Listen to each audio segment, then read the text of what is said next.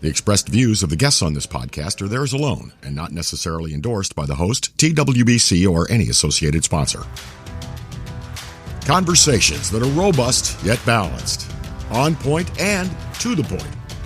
You are listening to the talk of tournament water skiing. This is the TWBC podcast. And now, here's your host, Tony Lightfoot. Well, greetings here from the Isles of Lake Hancock, and in the midst of the men's jump King of Darkness final. Now, because of our compressed schedule between events and my compadre here, Freddie Winter, needing to get some good beauty rest. I don't know how that's possible, but there you go.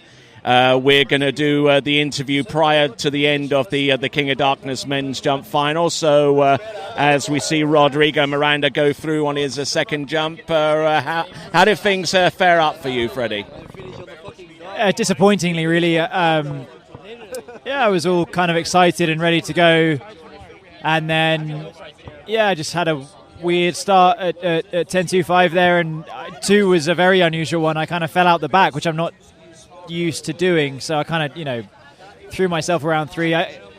It's one of those things. I mean, I've had a weird month of training. Last 2 weeks have been really good training. Prior to that was a bit average. I think I'm going to be ready in a couple of weeks. I'm going to say that I'm not where I want to be right now, but I'm going to do my very best tomorrow. I'm not counting anything out, but what I'm excited for is later in the year when I do think I'll be back more at 100% of what I can do, or at least closer to that. Well, excellent stuff. I mean, when it came down to the finals between Will Asher and Nate Smith, we always got a little bit of a sense of where that one was going to go, so far as where the winning score was going to be. But Will kind of opened up the door a little bit with a critical mistake towards the end of that pass of what was it at 10.75? I mean, you say that you think you knew, but actually, I mean, he had the better score of the day. Will did by 2. Yes, he did. Yeah, by 2 boys. So I think I wasn't so certain. I mean, it was Will. We talked yesterday. He missed 10.75 in the whole of last year at the final of the tournament in Spain. But he'd missed it today. I would never have ever considered that he would have done that, and it was a big surprise. But I mean, there you go. We all make mistakes, and it was not his day, unfortunately. I wish he'd done it against me. Okay, and when it comes down to the slalom event, but surprise, in the women's slalom event, it's not often that we see Regina Jaquist make a critical error towards the end of, 10.75 meters. But if there's anyone that can capitalize on that, on the form that she is right now, it's Whitney McClintock-Rini. Your thoughts on that? Well, firstly, amazing skiing from Whitney, incredibly consistent. She ran 10.75 in every round, which is incredible. But I think that Regina, we can't forget that it's not 2 years ago. Literally, it might have been 2 years ago this weekend that she had her horrendous injury in her knee. And, as much as she came back incredibly strong and second at the Worlds that year and ran a bunch of 10.75, there has been the odd time, California Pro-Am last year, Mastercraft Pro last year, where she made a mistake around buoy 5. A 10.75, and like you said, Whitney was there, and she sealed the deal. It was pretty special and good for her. She's just been on a tear, having had a few years in the wilderness. Seems that as soon as she had baby Zane, she got new inspiration and maybe took the pressure off her skiing, and she's just absolutely crushing. And it's great to see these 3 girls really pushing at the top and running these big scores deep, 10.75 and through it. Whitney's the most consistent based on the last few days. Well, and if you're hearing explosions in the background, that's not Steve Garcia expending his budget on fireworks. That's the Disney theme park just down the road as they go through their celebration, I guess. But I mean, it was a good slalom final for the ages between Regina and Whitney McClintock-Rini, and obviously a few hours from now we got the Swiss Pro Slalom. So you guys, between yourself and Regina and one or two of the others, redemption would seem to be the word and the theme coming into this event. Yeah, absolutely. I'm disappointed. I'm sure Regina will be disappointed. I mean, for me, I'm going to say that a podium is not the end of the world. As you know, I didn't come here to just get on the podium. I came here to win. But I'm not going to cry myself to sleep over it. But yeah, tomorrow I'm more motivated than I would otherwise be to go and do well tomorrow. And got a full field again. Big weekend of skiing. It's very, very exciting, and I think I quite like it. I mean, it's going to be interesting, like to get up tomorrow morning and get behind that other boat. Got good drivers, great lake. So it's going to be a lot of fun once again. The Swiss Pro, everyone knows how good of a tournament that is. Usually the season opener. Yeah, it's going to be a big day of water skiing. Now, one thing I almost forgot to point out is that Regina jumped a little bit earlier on before she slalomed.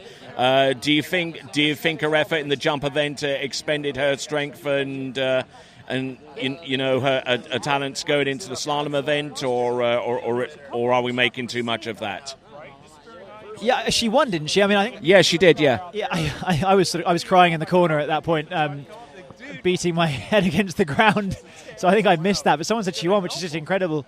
Yeah, she probably would have thought she had more chance of winning the slalom stage than the jump. I mean, good for her. And I mean, just insane. Like we say, like 2 years ago that she hurt herself so badly to be coming back and being so competitive in 2 events. Incredible testament to her. Must be 38 years old, I think, 37. No spring chicken, and to be winning pro events, 1 and 2 in 2 different events is incredible stuff. Yes, and we're continuing to watch the jump event. We've just seen Emil Ritter go through on I believe his second jump, but turning incredibly late. And I mean, we're seeing here some great, incredible crowds here at the night time here at the Isles of Lake Hancock. And it's heartwarming to see. I mean, obviously the general water ski crowd, the diehards and all of that, you recognize a lot of these people.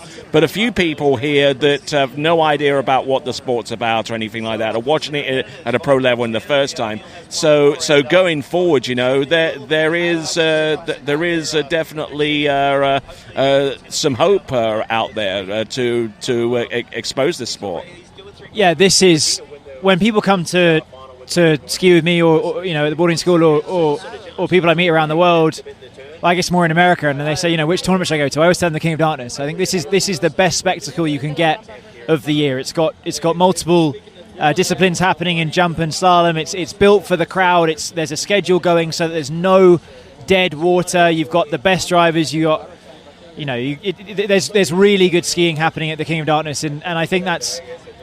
When you see the Garcias putting this amount of effort into getting the sport in front of people, that's really what it's about. It's not about promoting anything but water skiing, and that shows, and that's why people are so excited to be here, and that's why we're sitting here amongst, seems like a few thousand people, which is just fantastic, isn't it, Tony? Yes, indeed, and nice looking jump there from Emil Ritter as he sends that one down the lake and tries to put the heat on the remaining jumpers of this evening. I mean, the reason why we're doing it before the end of the competition is so that when Freddie has the opportunity to leave the site and grab in some sleep, he can do. I think I mentioned that from the outset. But let's put that into the frame. I mean, you just slalom and everything. You're going to get ready. You're going to try and get some sleep and get ready for the Swiss Pro Slalom. Obviously, it's going to be paramount in your mind to get some rest and get going for that event. So I mean, what challenges like that do you have going forward? Well, tonight I've got to get to bed and get to sleep as soon as I can. I mean, the problem is with hanging out here and seeing all this cool jumping is you've got a bit of adrenaline going. You've got to kind of try and relax and. But I'll try and sleep in tomorrow a little bit. There's a full round of women first, and then I'll be towards the end of the men. So I won't be up until probably about lunchtime. So I'll toddle over about 10 o'clock, I imagine. Need to look at the schedule. But yeah, I've got to wait for the podium, which I'm very happy to be on. But it's definitely impacting on my sleep before a big day, which I want to do quite well. And speaking of the podium, D3 is currently leading the Brand Constructors Championship right now. Must be pretty pleasing between you and the other members of D3 right now.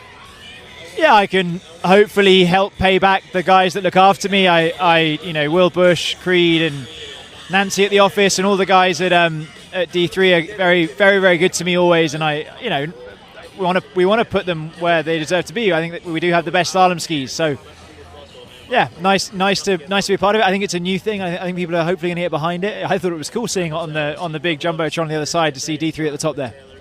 Yes, indeed. Now, I'm going to try and wrap this up a little bit, but we've been speaking for about 10 minutes now. We're taking a quick look, I believe, here at Conley Panette from Canada, and driving on in. Okay, obviously the little expletive back there, but there you go. But anyway, anything you want to say in parting as you now turn your attention to Lake Caroline tomorrow? Sweet Caroline.